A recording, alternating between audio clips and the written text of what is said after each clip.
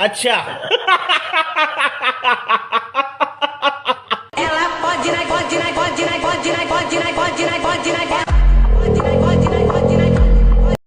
एक सेकंड भाई, ये बंदा कहाँ से आया?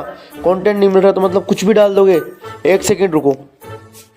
ये देखो भाई, बंदे के पीछे मतलब कोई भी बंदा नहीं खड़ा और वो एकदम से बंदा आ जाता है। मतलब भाई कुछ भी यार, कंटेंट नहीं मिल रहा तो मतलब कुछ भी वीडियो बनाओगे।